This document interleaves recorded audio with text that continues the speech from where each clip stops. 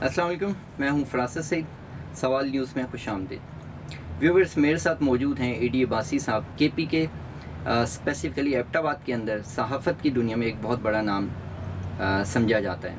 AD Abbasi साहब अपना एक न्यूज़पेपर भी रन कर रहे हैं। अच्छा, पहला सवाल आपसे ये है कि एक बंदा जो कि सहाफ़त में आना चाह रहा है, एज़ अ कैरियर अडॉप्ट करना चाह रहा है, उसको क्या सबसे पहले क्या चीज़ एनालाइज़ करनी चाहिए कि वो किस तरह उसको वो क्या काम करने चाहिए, या क्या उसके अंदर वो स्किल्स होनी चाहिए कि वो समझे कि जो इस फील्ड में आएगा तो बड़ा सक्सेसफुल रहेगा? देखें जी, एक तो अब बड़ा हमारा अलमिया है। मुझे तो जैसे कि आपने बताया भी कि 30 साल हो गए हैं जर्नलिज्म में मुझे। लेकिन आजकल तो ऐसा हो रहा है कि जी कि हर घर से एक बंदा साफ़ी बन रहा है। सहाफ़त बहुत मुश्किल काम है। मेरे उस्ताद हैं ज़िया शाहिद साहब, खुशनुद अली ख़ान साहब, बहुत पाए के साफ़ी ज़िया शाह साहब का इंतकाल हो गया है, और अल्लाह पाक उनको जन्नतुल फिरदौस में जगह अता फरमाए। अल्लाह पाक हयात रखे हमारे खुशनुद अली ख़ान साहब को, मेरे जो उस्ताद हैं। तो हमने इनसे बहुत कुछ सीखा है। हमने इनसे इतना कुछ सीखा है कि अगर उसके हवाले से हम जितना बात करेंगे इतनी कम होगी। तो सहाफ़त जो है बहुत मुश्किल काम है जी। आजकल के जो नौजवान आ रहे हैं, मैं उनको ये कहूँगा कि सबसे पहले तो आप जाके ना किसी एक तो ये प्रोग्राम देखा करें, जो सीनियर जो जर्नलिस्ट हैं उनके प्रोग्राम देखा करें, अखबारात का मुताला किया करें। और उसके बाद अगर आप सोशल मीडिया पे अपने चैनल बनाना भी चाहते हैं तो पहले इसके लिए भरपूर तैयारी करें। आजकल के जैसा कि मैंने पहले कहा कि अलमिया है कि हर बंदा साफ़ी बनने के लिए तैयार हो चुका है, बल्कि साफ़ी बन रहे हैं जी, हर जगह से, हर डॉग से साफ़ी आ गए जी जी। तो ये देखें, एक क्राइटेरिया होना चाहिए, सारे मामलात होने चाहिए, तब कहीं जाके बंदा जो है वो जर्नलिस्ट एक अच्छा जर्नलिस्ट जाके तब भी बनता है जब वो सहाफ़त के अमूर को समझता हो। लेकिन उसके हवाले से उसको वो जो प्रैक्टिकली एक उसको फील्ड में जाना चाहिए, वहाँ जाके लोगों के साथ मिलना चाहिए। जब मैं नया नया सहाफ़त में आया तो मैं जब एक दफ़ा मैं बैठा था, तो इसी तरह मैं न्यूज़ रूम में बैठा था, तो मेरे उस्ताद आए खुशनुद अली ख़ान साहब, तो मैं किताबों का मुताला कर रहा था। तो मुझे वो कहते हैं ये तो ठीक है अपनी जगह, लेकिन आप जाएँ पहले बाहर इसको प्रैक्टिकल करें, आप फील्ड में जाएँ। देखें, जब तक आप फील्ड में नहीं जाएंगे तब तक आप अच्छे साफ़ी नहीं बन सकते। जब तक आप अपने सीनियर्स की रहनुमाई हासिल नहीं करेंगे तब तक आप अच्छे साफ़ी नहीं बन सकते। जब तक आप अखबारात का भरपूर तरीके से मुताला नहीं करेंगे आप अच्छे साफ़ी नहीं बन सकते। तो डिग्रीज़ के साथ साथ आपको बाहर भी आपको जाना पड़ेगा। ठीक है। फिर एक तो ये देखें, ये शौक़ भी है, मैं भी शौकिया आया था इस फील्ड में सारे, लेकिन बाद में मैं अब प्रोफेशनल तरीके से हमने इस चीज़ को, हमने अखबार भी हम चला रहे हैं 15 साल से, और तक अब कई सालों से हम सोशल मीडिया पे अपना हिल न्यूज़ टीवी का जो चैनल है वो भी हम चला रहे हैं, और अल्हम्दुलिल्लाह लोग हमारे बड़े ठीक ठाक व्यूअर्स हैं, हमारी व्यूअरशिप बहुत ज़्यादा है हमारी, और लोग हमारे प्रोग्राम को पसंद भी करते हैं। मेरा एक प्रोग्राम है सच की आवाज़, बहुत ज़्यादा पसंद किया जाता है। तो हमने बड़ी मारें खाई हैं। मैं ये नहीं कि नए लोगों को मैं कोई डिसाइड कर रहा हूँ, मैं ये कहता हूँ कि आप आएँ लेकिन तैयारी के साथ आएँ। मतलब पूरी प्रिपरेशन हो, उनके पास वो नॉलेज होना चाहिए, वो मतलब उन्हें क्या करना है वो क्लियर होना चाहिए। जी बिल्कुल बिल्कुल, क्योंकि सहाफ़त तो एक बहुत बड़ी स्कोप है सर, इस बहुत बड़ी जिम्मेदारी है। ठीक है, जिम्मेदारी भी है, फिर जो न्यूज़ वो रिपोर्ट पैगामराना ये एक पेशा है सर, और इसको मैं समझता हूँ ईमानदारी से साथ करना चाहिए। हमने जो हिल न्यूज़ का मैंने आपको बताया 15 साल से मैं इस फील्ड में हूँ, 30 साल से मुझे मतलब हो गए मुझे इस फील्ड में आए हुए, और मैं समझता हूँ कि हमने कभी भी कोई येलो जर्नलिज्म नहीं की। अल्हम्दुलिल्लाह हमारा एक नाम है, हिल न्यूज़ का नाम है, एडी अब्बासी का एक नाम है, और हिल न्यूज़ एक ब्रांड बन चुका है अपने इलाके का। ठीक है, लेकिन उसके पीछे ईमानदारी जो है वो सबसे ज़्यादा, ईमानदारी और हमारी अनथक मेहनत और हमारे साथियों की जो मेहनत है वो है। मैं अपने साथियों को समझता हूँ कि आप हो गए, हम हो गए, हमारे साथ एक टीम होती है, टीम के बगैर आप नहीं चल सकते। ठीक। अच्छा, कुछ सियासत के हवाले से सरदार मेहताब खान जी बहुत बड़ा नाम गुजरा है पाकिस्तान में, और मुशीर भी रहे, MNA भी रहे, और वज़ीर आज़म के लिए कैंडिडेट भी नॉमिनेट हुए थे वो। तो क्या समझते हैं, उनके जो 35-36 साल का एक वो पीरियड गुजरा है, आपकी नज़र में, इतने सालों से आप भी नज़र रखे हुए हैं सियासत पे एज अ सहाफ़ी, तो वो पीरियड क्या, इनका जो इनकी अचीवमेंट्स हैं जो उन्होंने इस इलाके में काम किए हैं, क्या वो सक्सेसफुल थे, या क्या वो फेल हो गए और कोई काम नहीं कर सकते? अच्छा, एक तो मैं ये कहूँगा कि अभी नाम गुजरा नहीं, अभी उनका नाम है अभी, और अभी भी वो सियासत में इन है, मुकम्मल तौर पे इन है, और जहाँ तक आपने ये सवाल किया कि 35 सालों में उन्होंने क्या किया अपने इलाके के लिए, देखें ये एक एबटाबाद की सियासत के हवाले से बात हो रही है, हज़ारा की सियासत के हवाले से बात हो रही है, खैबर पख्तूनख्वा की सियासत के हवाले से बात हो रही है। और मैं समझता हूँ महताब साहब का सियासत में बड़ा एक अहम किरदार रहा है और बड़े दूरंदेश आदमी हैं और एक बड़े पाए के सियासतदान हैं। जहाँ तक कामों का ताल्लुक़ है, ये हमारा एक अलमिया है कि हमारे इलाकों में जिस तरह के काम होने चाहिए थे वो नहीं हो सके। ठीक है, सरदार महताब साहब के लिए लोगों ने बड़ी कुर्बानियाँ दी, ठीक है, और बेशुमार लोगों ने अपना वक्त दिया। कई ऐसे लोग हैं जो अब इस दुनिया में नहीं हैं, उन लोगों ने जब महताब साहब जब इस सियासत में आए, ये 80s का दौर था, मुझे याद है आज भी, मैं छोटा सा हुआ करता था, तो हम जलसे जुलूसों में जाया करते थे, वालिद साहब के साथ हम जाते थे। तो इनका खैर हमारे घर आना जाना भी था बहुत ज़्यादा। इनके चचा थे जो असल में इनको साफत में लेके आए थे, हाजी सफराज साहब, वो भी एक बहुत बड़ा नाम था, बड़े अच्छे इंसान थे। तो जब सरदार महताब साहब आए तो और उन्होंने जब पहले इलेक्शन की कैंपेन चलाई तो मुझे याद है कि बड़ी उस पर मेहनत की गई थी। और ख़ास तौर पे हमारे जो यूनियन काउंसिल प्लाक है, मलकोट का जो इलाका है, वहाँ पे उनके जो जीत का इन्हिसार बहुत ज़्यादा था, तो उनको बहुत ज़्यादा वोटें वहाँ से भी मिली और अल्लाह पाक ने उनको कामयाब किया और एक बहुत बड़ी ज़िम्मेदारी दी। और शुरू में उन्होंने जो अपनी ज़िम्मेदारी है वो ऐसे तरीके से उसको निभाया। वज़ीर जंगलात भी रहे, उसके बाद वज़ीर आला भी रहे, फिर गवर्नर भी रहे। लेकिन मैं समझता हूँ, मुझे नहीं पता उन्होंने क्यों ऐसा उनसे हुआ, या उनको करने नहीं दिया गया, या उनके साथ जो लोग थे, ये तो अलमिया होता है, जब टीम अच्छी नहीं होगी तो फिर आपके लिए प्रॉब्लम्स मतलब होती हैं आपके लिए। अभी जैसे इमरान खान साहब हैं, इमरान खान साहब मुहिब वतन इंसान है, ठीक है, और उनको कोशिश है कि वो उस मुल्क के लिए कुछ करें, लेकिन साथ ही उनकी जो टीम है वो टीम उनको कुछ नहीं करने दे रही। इसी तरह महताब साहब की जो टीम थी वो भी बिल्कुल नील थी, कोई भी उनको वो काम करने नहीं दे रहे थे। लेकिन महताब खान साहब को ख़ुद भी सोचना चाहिए था कि मैंने इस इलाके के जो लोगों ने मुझे वोट्स दिए हैं तो मुझे इनके लिए कुछ करना होगा।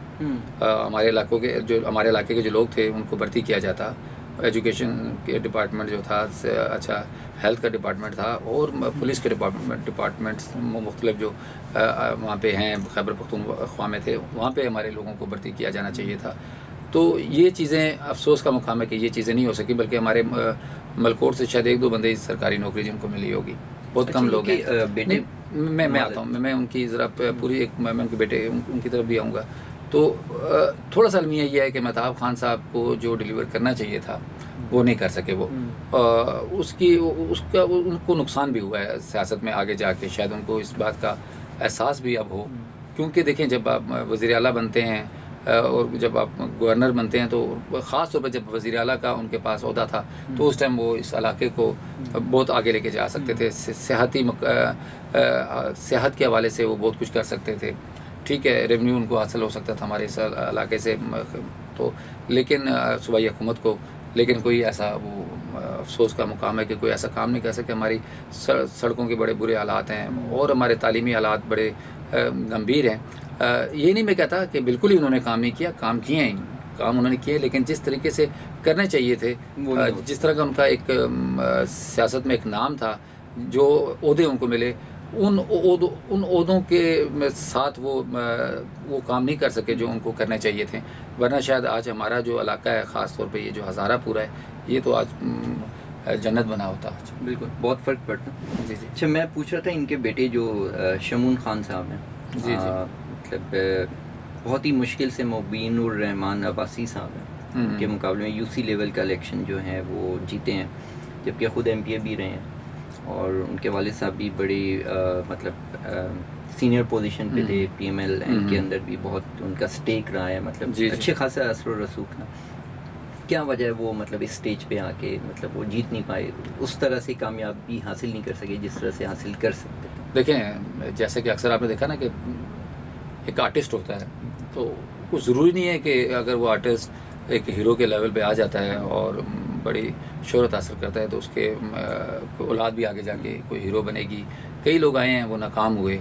तो इसी तरह सियासत में भी ऐसा ही होता है, मुख्तलिफ शोबों में ऐसा होता है कि जब वो उनके बच्चे आगे आते हैं तो वो चीज़ नहीं कर सकते जो उनके वालिद या उनके दीगर जो रिश्तेदार हैं जो सियासत में होते हैं वो कर चुके होते हैं।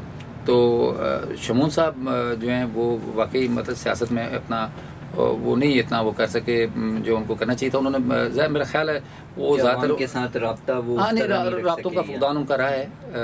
असल में मेरा ख्याल है कि वो बिज़नेस की तरफ उन्होंने ज़्यादा तवज्जो दी है और दोनों भाइयों ने, शहरियार साहब ने भी और शमून साहब ने भी जो है वो बिज़नेस की तरफ ज़्यादा तवज्जो दी है। मेरा ख्याल है उनको, मेरा जो एक ख्याल है कि उनको कोई सियासत का शौक़ नहीं था, वरना अगर वो सही तरीके से अगर वो सियासत करते तो शमूर यार खान सियासत में कामयाब हो सकते थे। क्योंकि ये भी बड़ी मेहनत का काम है, आपको हर वक्त तैयार रहना पड़ता है। जी तैयार रहना चाहिए। वो देखिए ना, इसके लिए आपको अपने हलकों में जाना पड़ता है, फिर उसके बाद आपको गमी खुशी हर जगह पहुँचना पड़ता है। तो और उसके बाद अलावा आपको ज़रूरी नहीं है कि आप ओहदे में हों तो आप काम कर सकें, आपको अपोजिशन में रह के भी आपको काम करने पड़ते हैं। तो इस तरह अलबत्ता इनके जो हैं वो सरदार फ़िदा खान साहब हैं, उनके 2 बेटे हैं, तो सरदार काशिफ हैं, सरदार अमान साहब हैं, वो भी सियासत में आ सकते थे लेकिन वो भी नहीं आए। और मेरा ख्याल है कि अगर इनमें से भी कोई आ जाता तो एक सियासत में इनका अपना नाम पैदा कर सकते थे। अलबत्ता सरदार फरीद खान साहब ने अपना एक बहुत कलील अरसे में अपना एक नाम बनाया है उन्होंने, और उन्होंने आवाम की खिदमत भी की है। तो बाद में वो आपको शायद पता होगा कि वो टिकट के इश्यूज़ थे कोई, तो जिस पे उन्होंने अपना सरदार महताब साहब ने भी और सरदार फरीद खान साहब ने भी अपना टिकट वापस कर दिया था। तो इस वजह से वो सियासत का वो जो रुख था उस टाइम तब्दील हो गया। बाद में मुर्तज़ा जवेद साहब आए, तो मुर्तज़ा जवेद साहब एक अवामी आदमी हैं, बहुत अच्छे इंसान हैं, हमारे बड़े उनके साथ एक अच्छे ताल्लुक़ हैं। मुर्तज़ा जवेद साहब के साथ बड़ी अच्छी फैमिली है। उनके जो भाई हैं ताहिर जवेद अब्बास साहब, वो भी डिस्ट्रिक्ट मेंबर रहे हैं। तो मेरा ख्याल है कि मुर्तज़ा जवेद अब्बास साहब जो हैं वो ज़ाहिर मुस्लिम लीग नून ने उनको टिकट दिया था। जी, बहुत ज़्यादा एक्टिव हैं और हर जगह अपने इलाके में पहुँच भी रहे हैं। और जो उनका हल्के में उनको कोई मामलात होते हैं, कोई फौतगी हो जाती है, कोई गमी का मसला कहीं होती है, तो वो वहाँ पे गमी खुशी हर जगह वो वहाँ पे पहुँचते भी हैं। और मुस्तकबिल में मुर्तज़ा जवेद भाई साहब सियासत में एक अहम किरदार अदा कर सकते हैं। लेकिन मैं एक जो इन दोनों को एक मशवरा दूँगा, सरदार महताब साहब को भी और मुर्तज़ा जवेद साहब को भी, कि अगर इन दोनों में इख्तलाफात अगर कोई ज़्यादा हो गए मज़ीद या इख्तलाफात बरकरार रहे तो ये जो है ये इनकी पार्टी को नुकसान होगा बहुत बड़ा। तो ज़ाहिर है इसका फ़ायदा हमेशा फिर वो थर्ड पार्टी इसका फ़ायदा उठाती है। तो मेरा ख्याल है कि इन दोनों को अपने इख्तलाफात ख़त्म करने चाहिए और अपनी जमात के लिए सोचना चाहिए। दोनों पाए के सियासतदान हैं। सरदार महताब साहब तो ज़ाहिर बहुत सीनियर हैं, लेकिन मुर्तज़ा साहब को भी जो है विरसे में अपने 15 साल से तो हैं। उनके जो वालिद साहब थे हाजी जवेद इकबाल साहब, वो भी बहुत बड़े सियासतदान थे। तो ये दोनों को मैं समझता हूँ कि बहरहाल अपने इलाके के लिए सोचना चाहिए। और मुर्तज़ा साहब को भी चाहिए कि अभी MNA का उहदा है, मैं मानता हूँ कि अपोजिशन में रह के आपको फ़ंड्स बहुत मुश्किल से मिलते हैं, लेकिन अगर आप चाहें तो आप वो फ़ंड्स हासिल भी कर सकते हैं। तो उनको चाहिए कि मुर्तज़ा साहब को, कि उन्होंने भी अगर आगे वो समझते हैं कि अगर वो कामयाब होना चाहते हैं तो इस टाइम बड़ा शॉर्ट है उनके पास, तो कोशिश करें कि अपने हलके के लिए कोई ना कोई काम करें। अच्छा, अगर पुरानी हल्का बंदियाँ दोबारा से एक्टिव हो जाती हैं तो NA 15 में मुर्तज़ा जावेद अब्बासी तो हैं ही, तो इनका और शायद खाकान अब्बासी साहब में से कौन फेवरेट होगा या कौन सक्सेसफुल होगा? या शायद खाकान साहब तो जो है ना वो तो पंजाब में आते हैं ना जी, वो शायद खाकान साहब जो आते हैं वो पंजाब में आते हैं और जो महताब साहब है वो हज़ारा में वो आ रहे हैं। तो इन हल्का बंदियों का इफेक्ट नहीं आएगा? नहीं, अभी तो खैर दोबारा ही होगा भी नहीं। बल्कि हल्का बंदियाँ ये कोई मजाक तो नहीं है कि हर 5 साल बाद हल्का बंदियाँ उनको तब्दील कर दिया। हाँ नहीं, ऐसा नहीं है। ऐसा तो ये कोई खेल तो नहीं है ना जी। तो बहरहाल ऐसा नहीं होगा, अब दोबारा ऐसा नहीं होगा। और ये है कि इन दोनों को अपने मुस्तकबिल के हवाले से सोचना होगा, दोनों हजरात को, सरदार महताब साहब को भी और मुर्तज़ा जवेद साहब को भी। अगर ये चाहते हैं कि मुस्लिम लीग नून इनके हलके में ज़िंदा रहे तो फिर इन दोनों को आपस में इत्तेफाक से रहना होगा। लेकिन बहरहाल मैं समझता हूँ कि अगर पीटीआई का अगर इलेक्शन होते हैं और पीटीआई का कोई उम्मीदवार आता है, अली असगर खान साहब आते हैं, वो भी एक बड़ा नाम है, तो जी तो एक बहुत टफ मुकाबला होगा इनका। तो अली असगर खान साहब के ज़्यादा चांसेस होंगे? हाँ, मुकाबला बड़ा सख्त होगा। पहले भी उन्होंने काफ़ी वोटें हासिल की हैं अली असगर खान साहब ने, और एक बड़ा उनका भी एक सियासी घराना है। इमरान खान की पार्टी पीटीआई गवर्नमेंट में है, और जब ये आए थे इन्होंने बड़े बड़े नारे लगाए, तो आपको लगता नहीं है कि ये एक बॉल टेम्परिंग थी, पॉलिटिकल बॉल टेम्परिंग थी? और शुरू में 100 दिनों का इन्होंने एक वो एजेंडा जो है प्लान सामने दिया था, उसके बाद से मुसलसल मुल्क जो है तारीकी की तरफ जा रहा है, महंगाई कहीं से कहीं पहुंची। आपको क्या लगता है ये बॉल टेम्परिंग थी? देखें, मैं सबसे पहले तो आपको ये बताऊं कि जब आप कोई कारोबार शुरू करते हैं ना, तो उसमें आपको कई दफ़ा ऐसा होता है कि काफ़ी अर्सा आपको नुकसान करना पड़ता है। ठीक है, कोई भी आप कारोबार शुरू करते हैं, ये तो सियासत है, और एक मुल्क चलाना बहुत मुश्किल काम होता है। ठीक है, इमरान खान साहब जब आए और ज़ाहिर है बहुत अरसे बाद उनको जाके इतनी ज़्यादा सीटें मिली और उनको कामयाबी मिली, वो प्राइम मिनिस्टर भी बने, और जो उन्होंने जो दावे भी ज़ाहिर है बहुत सारे किए हुए थे, और मैं ये नहीं कहता कि वो दावे जो उन्होंने किए थे वो उनको पूरा नहीं कर सकते थे। असल में मैंने शायद आपसे पहले भी जिक्र किया था कि जो भी कोई जो काम होता है वो टीम वर्क के साथ होता है, आपकी टीम मजबूत होनी चाहिए। और इमरान खान साहब को मैं बताता हूँ, इमरान खान साहब को शुरू से ही टीम अच्छी नहीं मिली, और जो नुकसान उनको पहुँचाया है, जो दूसरी जमातों से जो लोग आए हैं, उन लोगों ने इमरान खान साहब को सबसे ज़्यादा नुकसान पहुँचाया है। और ये जो महंगाई है और इस पर कंट्रोल, ये वाकई कंट्रोल होना चाहिए था। गरीब इस टाइम गरीब तबका बहुत ज़्यादा मुतासर हो रहा है। अगर से कहा जा रहा है कि इमरान खान साहब की कोशिश है कि ये इस गुर्बत को ख़त्म किया जाए, सारे मामलात किए जाएँ, लेकिन गुर्बत इस तरह ख़त्म नहीं होगी। आपको सबसे पहले तो जो है एक टीम, अच्छी एक टीम आपको लेके आनी पड़ेगी, और जो लोग प्राइम मिनिस्टर साहब को नुकसान पहुंचा रहे हैं उनको चाहिए कि ऐसे लोगों को अपनी सफ़ों से उनको वो हटाना पड़ेगा, तब जाके इमरान खान साहब माज़रत के साथ आपकी बात काट रहा हूँ। शुरू में जब ये आए थे तो इन्होंने कहा कि जी हमें ख़जाना जो है बिल्कुल खाली मिला, हमें तो पता ही नहीं था। स्टेट बैंक ऑफ पाकिस्तान की रिपोर्ट्स पब्लिश होती हैं, बजट रिपोर्ट्स आती हैं, एनुअल बजट्स होते हैं, उसमें बाकायदा पता चल रहा होता है कितना डिफिसिट है और किस सेक्टर में कितनी एलोकेशन हुई है। तो ये सारे facts and figures plus Pakistan का जो इकोनॉमिक ग्रोथ रेट है वो भी पब्लिश होता रहता है, और रिसर्च रिपोर्ट्स हैं जो इंटरनेशनल ऑर्गेनाइजेशंस हैं वो भी पब्लिश करती रहती हैं।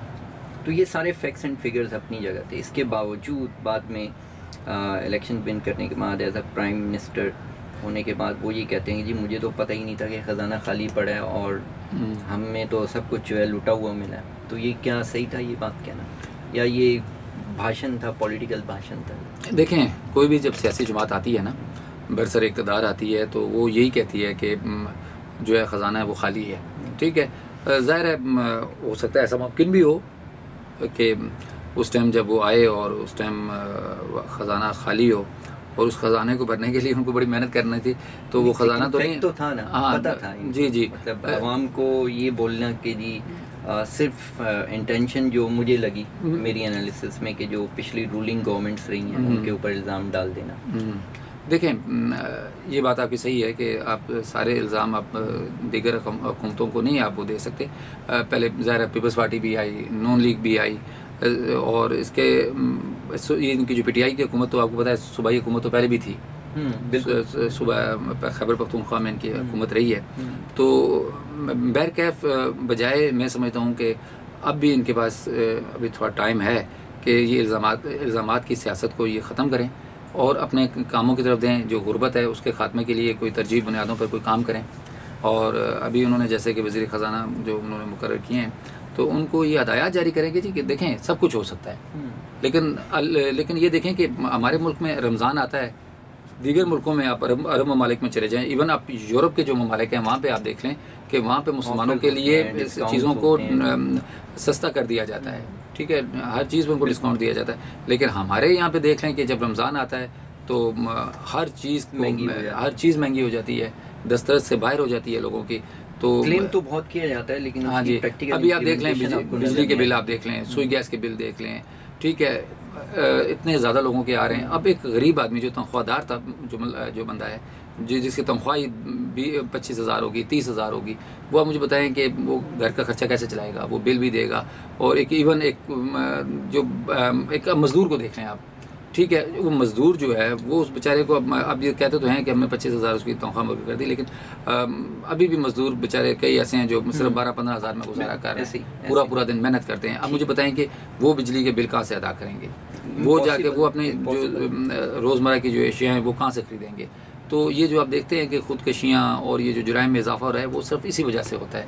जब रोज़गार नहीं मिलेगा तो फिर ये जुराइम भी बढ़ेंगे और खुदकशियाँ और ये सारे मामला होंगे। अच्छा एडी साहब, ये बताइएगा, अभी कोरोना वायरस एक पेंडेमिक बन के पूरी दुनिया को फाइनेंशियली इसने इम्पेक्ट किया है, तो केपीके के अंदर, खासकर एबटाबाद के अंदर, इसके क्या असरात हैं जो आपको नज़र आए हैं, या और कितना डैमेज हो चुका है और इसको कैसे रिकवर करने के क्या कोई चांस है? अच्छा, एक दिलचस्प बात यह है कि हमारे एबटाबाद हो गया, या हमारे जैसे हमारा अपना में हल्का आप देख लें, हमारा PK 36, ठीक है, NA 17 और जो दीगर हमारे मुल्क का जो हल्के जो इलाके हैं, वहाँ पे जो कोरोना की जो शरह थी इंतहाई कम रही है, ठीक है।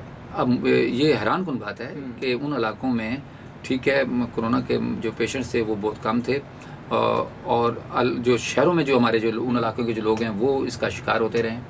तो अब एक तो इसकी वजह ये भी हो सकती है, देखें हमारे जो लोग हैं बड़े मेहनती लोग हैं, जो गांव में होता है, आपको पता है पैदल कई मील चलना, ठीक है, तो उनका जो एनर्जी लेवल होता है वो बहुत ज़्यादा होता है, तो जिसकी वजह से उनको उस चीज़ का फ़ायदा भी होता है। और मैं समझता हूँ कि हमारे देहातों के निस्बत जो हमारे शहर हैं, जो वहाँ पे कोरोना बहुत ज़्यादा फैला है, तो देहातों में इतना खैर इसका असर नहीं हुआ इसका। एडी साहब, सदाकत अब्बासी साहब हैं जिन्होंने मरी में एक यूनिवर्सिटी के क़याम करने का ऐलान किया है, तो क्या ये शायद खाकान अब्बासी साहब के लिए एक बहुत बड़ा चैलेंज है? जो काम वो नहीं कर सके वो उन्होंने किया। मैं आपको एक बात बताता चलूँ कि खाली ऐलान नहीं किया, उस पर अमल दरामद भी हो चुका है और यूनिवर्सिटी बन चुकी है। अच्छा। बल्कि जो उसके वाइस चांसलर थे, उनके अभी हाल ही में उनकी कोरोना की वजह से डेथ हुई है उनकी, तो वो तो यूनिवर्सिटी तो चल रही है अभी, और एक बहुत बड़ा PTI को एक बहुत बड़ा एडवांटेज, हाँ जी, कि उन्होंने अपने अवाम के लिए, ख़ास तौर पर जो सदाकत अली अब्बासी साहब हैं, उन्होंने एक बहुत बड़ा ये काम किया है, और इसको प्राइम मिनिस्टर साहब ने भी इसको अप्रिशिएट किया। और उनके साथ जो MP हैं मेजर सत्ती साहब जो हैं वो भी उनके साथ थे, लेकिन इसका जो क्रेडिट जो जाता है, आबदा राजा भी थी, लेकिन जो क्रेडिट जाता है वो जाता है अपने प्रोफेसर सदाकत अली अब्बासी साहब को।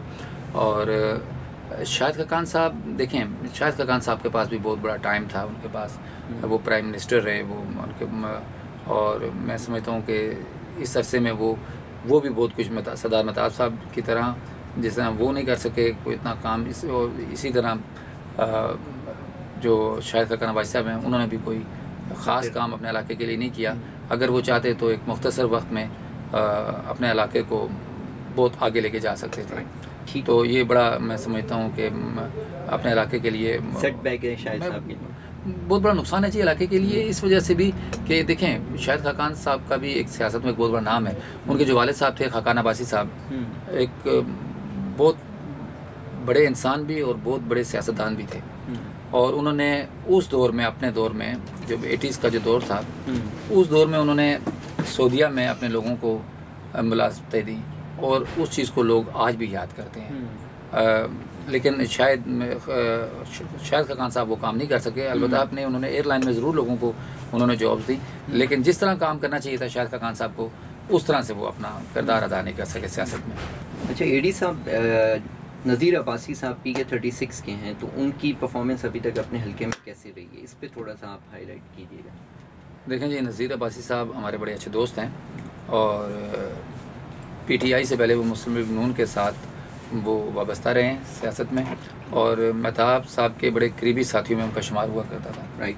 तो बाद में फिर उन्होंने मुस्लिम लीग नून को छोड़कर वो PTI में आए, और फिर उनको ये उनकी खुशकिस्मती थी कि उनको टिकट भी मिल गया, और वो जीत भी गए। सरदार फरीद साहब उससे पहले MPA थे, तो बहरहाल नज़ीर भाई साहब ने बहुत ज़्यादा वोटें हासिल की और अपने हल्के से कामयाब भी हुए, लेकिन मैं समझता हूँ कि वो भी जिस तरह बाकी लोग हैं काम नहीं कर सके अपने इलाके के लिए, इस तरह नज़ीर भाई साहब भी डिलीवर नहीं कर पाए, उस तरीके से काम नहीं कर सके। हालांकि वो चाहें तो बहुत कुछ कर सकते हैं और वो काम करने की सलाहियत भी रखते हैं और बड़े मंझे हुए सियासतदान हैं। ये नहीं, उन्होंने बड़ी छोटी उम्र में उन्होंने सियासत में हिस्सा लिया था, बड़े अच्छे इंसान हैं, लेकिन उनके सियासी जो सियासत है ख़ास तौर पर उसमें जो कामों के हवाले से देखें, खाली सियासत करना ही नहीं होता। आप हल्के के जो लोग हैं उनको सियासत से कोई उनका वो नहीं होता कि आप सियासत कर रहे हैं या कोई और आपकी जो एक्टिविटीज़ हैं, वो कहते हैं कि हमारे लिए काम क्या किया गया है। ठीक, लेकिन हमारे लोग भी सर, मैं ये आपको बताता हूँ कि हमारे लोग भी तो वो है ना, बार बार जब वो उनको चाहिए कि वो जब इलेक्शन आए तो उस टाइम वो चीज़ सामने लेके आए, उनको चाहिए कि उनको कहें कि भाई अब आपने ये काम करने होंगे। मैं एक बात हमेशा कहता होता हूँ कि हमारे जो इलाके हैं, ठीक है, ख़ास तौर पे हमारे जो NA-17, PK 36 और जो हमारे उससे साथ ही हमारे जो पंजाब के भी इलाके आ जाते हैं, तो आज भी पसमानदगी का शिकार हैं। तो ये पसमानदगी मुझे नहीं मालूम कि हम भी हिल न्यूज़ में तकरीबन 15 साल से हम ये जिक्र करते ही आ रहे हैं, लेकिन ये गो के काम भी हुए, लेकिन अब नहीं पता कि ये कब पसमानदगी जाके ख़त्म होगी। ठीक, AD अब्बासी साहब, एक क्वेश्चन ये है कि हमारे जो हज़ारे और एबटाबाद के जो इलाका है उसमें अनएम्प्लॉयमेंट बहुत ज़्यादा है, बहुत ज़्यादा लोग बेरोज़गार हैं। हालांकि सिटी ऑफ स्कूल्स का कहा जाता है एबटाबाद को भी, यूनिवर्सिटीज़ भी बड़ी अच्छी हैं और बड़े अच्छे इदारे वहाँ पे काम करते हैं। इसके बावजूद हमारे यहाँ अनएम्प्लॉयमेंट जो है बहुत ज़्यादा है। तो वो क्या वजह है कि बाकी इलाकों के, बाकी सूबों के मुकाबले में हम उतना ज़्यादा अपने लोगों को एम्प्लॉय नहीं कर सके या रोज़गार नहीं प्रोवाइड कर सके? देखें जी, एबटाबाद की तो मैं खैर बात नहीं करूँगा, लेकिन एबटाबाद के साथ जो हमारे मुल्का इलाके हैं ना, वहाँ पे बहुत ज़्यादा बेरोज़गारी है। कोसार की तरफ चले जाएं, उस साइड पे भी जो हमारे जो इलाके हैं वहाँ पे भी बहुत ज़्यादा बेरोज़गारी है। उसकी वजह ये है कि जो हमारे सियासतदान जब आते हैं और बड़े बड़े दावे करते हैं कि हम बेरोज़गारी को ख़त्म करेंगे, लोगों को मुलाज़मतें देंगे, उनको जो सेहत है उस डिपार्टमेंट में, एजुकेशन के डिपार्टमेंट में हम उनको मुलाज़मतें देंगे, और जो मैं पहले इसका जिक्र कर चुका हूँ, लेकिन अफसोस का मुकाम है कि वो अपने वादों पर पूरा नहीं उतरते। फिर क्या होता है कि हमारे जो लोग हैं, जो या तो वो अपने को काम शुरू कर देते हैं कहीं जाके बाहर प्राइवेट तौर पे, और या फिर वो कोई दुबई चला जाता है, कोई सऊदीया चला जाता है, कोई दीगर कोई अरब ममालिक में वो चले जाते हैं, वहाँ जाके बेचारे सुबह से लेकर रात तक वो काम करते रहते हैं। ठीक है, तो ये काम तो देखें सूबाई हुकूमतों का और वफाक का काम है कि वो लोगों को मुलाज़मतें दे, और मुलाज़मतें मिल भी सकती हैं, लेकिन इसके लिए हमारे जो हल्के के मुंतखब जो सियासी नुमाइंदे हैं उनको कोशिशें करनी होंगी। और मेरिट पर हमारे लोग बहुत ज़्यादा टैलेंटेड लोग हैं, लेकिन अफसोस ये है कि मेरिट पर लोगों को मुलाज़मतें नहीं मिलती, सिफारिश होती है और सिफारिश की वजह से बाहर के लोग आ जाते हैं और जो हमारे जो लोग होते हैं वो लोग रह जाते हैं। तो इसके लिए मैं यही कहूँगा कि जो हमारे मुंतखब जो सियासी नुमाइंदे हैं उनको अपना किरदार अदा करना होगा। देखें, ये एक अलमिया ही है ना कि कोई भी ये नहीं चाहता सियासतदान जो कि हमारे हल्के में कोई पढ़े लिखे लोग सामने हैं, उनको इस चीज़ का डर लगा रहता है, इनको इस चीज़ का खौफ लगा रहता है कि ये अगर पढ़ लिख के अगर आगे आ गए तो कहीं हमारी जगह ना ले लें। ये जो वडेरा शाही जो है ना सिस्टम, ये हमारे इलाकों में भी अब आ गया है। इसी वजह से वहाँ पे ये हालात इस तरह के बने हुए हैं। जी जी, बहुत शुक्रिया AD अब्बासी साहब। नाज़रीन, आपने एक बहुत ही तफसीली एनालिसिस सियासत पे और जो हमारे लीडर्स हैं वहाँ पे KP के एबटाबाद में, उनके ऊपर आपने सुनी। 30 साल से ज़्यादा का तजर्बा है, चीफ़ एडिटर हिल न्यूज़। बहुत बहुत शुक्रिया आपका। Thank you. आपका भी बहुत शुक्रिया जी। मेरी दुआ है कि आपका जो सवाल न्यूज़ है अल्लाह पाक इसको कामयाब करे। Thank you so much. और मुझे उम्मीद है कि आप इस पर अपने खुसूसी तवज्जो भी देंगे। जी। और जो आपकी टीम है वो आप हो गए, अजमल साहब हो गए, आप बाकी जो आपके साथी हैं, मुझे इंशाल्लाह उम्मीद है कि आप इसको प्रोफेशनल तरीके से लेकर चलेंगे। और जब आप कोई भी काम जब प्रोफेशनल तरीके से किया जाता है तो अल्लाह पाक उसमें कामयाबी अता करता है। Thank you so much. बहुत शुक्रिया आपका। Thank you.